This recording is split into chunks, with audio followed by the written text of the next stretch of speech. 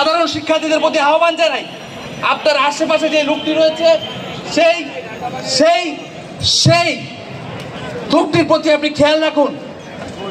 সে সাধারণ শিক্ষার্থী কিংবা কোনো দলের গোপন অ্যাক্টিভিস্ট, সেটি আপনাদের বিবেচনা করতে হবে। আজকে আমরা দেখতে পেয়েছি যে বিশ্ববিদ্যালয়ের শিক্ষকদের উপরও হামলা করা হয়েছে। আমরা এই ধরনের হামলার আমরা নিন্দা জানাই।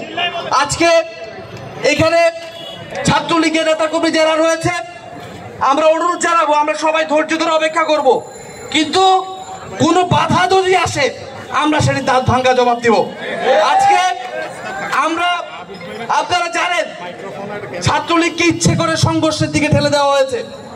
আমরা আমাদের মতো করে আমরা বিভিন্ন কর্মসূচি পালন করেছিলাম, কিন্তু একটি মহল জানতো যে ছাত্রলীগকে সংঘর্ষের দিকে ঠেলে দিয়ে তারা ঘটনাকে রাজনৈতিক খাতে প্রভাবিত করবে। বর্তমানে এই অবস্থানের সূচনা ঘটেছে।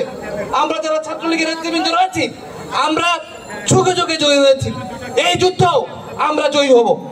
আজকের অনুষ্ঠানে বক্তব্য রাখবেন বাংলাদেশ ছাত্রলীগের সংগ্রামী সভাপতি সাদ্দাম হোসেন, বক্তব্য রাখবেন বিপ্লবী সাধারণ সম্পাদক শেখ ওয়ালিয়াসি বিনান, ইতিমধ্যে বক্তব্য রেখেছেন ঢাকা মহানগর উত্তর ছাত্রলীগের সভাপতি রিয়াজ মাহমুদ, সাধারণ সম্পাদক সাগর আহমেদ শামীম, ঢাকা মহানগর দক্ষিণ ছাত্রলীগের সাধারণ সম্পাদক সজল কুণ্ড, সভাপতি রাজীবুল ইসলাম বাপ্পি।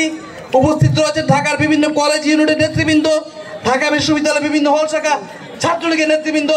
আপনাদের সকলকে বুদ্ধিবীয় শুভেচ্ছা জানিয়ে আমি আমার বক্তব্য শেষ করছি। জয় বাংলা, জয় বঙ্গবন্ধু।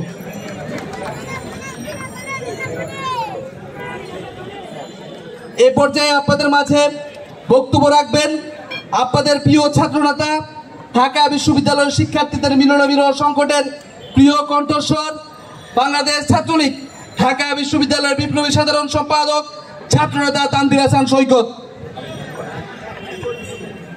সংগ্রামী সাথী ভাই বন্ধুগণ, আজকে রাজু ভাস্কর্যের পদদেশে আমরা উপস্থিত হয়েছি ছাত্রলীগের নেতৃবৃন্দ, ঢাকা বিশ্ববিদ্যালয়, ঢাকা মহানগর উত্তর দক্ষিণ ঢাকার বিভিন্ন প্রতিষ্ঠানের শিক্ষার্থীরা যারা উপস্থিত হয়েছেন, সবাইকে বাংলাদেশ ছাত্রলীগ ঢাকা বিশ্ববিদ্যালয়ের পক্ষ থেকে মজুবীয় শুভেচ্ছা জানাচ্ছি। আপনারা জানেন বর্তমানে ঢাকা বিশ্ববিদ্যালয় সহ বাংলাদেশের বিভিন্ন শিক্ষা প্রতিষ্ঠানে আমাদের শিক্ষার্থীরা যে আন্দোলন করছে, সেই আন্দোলনকে বিভিন্ন খাতে ব্যবহার করার জন্য বাংলাদেশের যারা বিরুদ্ধে অবস্থান করেছিল সবসময়, যারা বাংলাদেশ স্বাধীন হোক এটি চায়নি, যারা এদেশে মৌলবাদী গোষ্ঠীর উত্থান ঘটিয়ে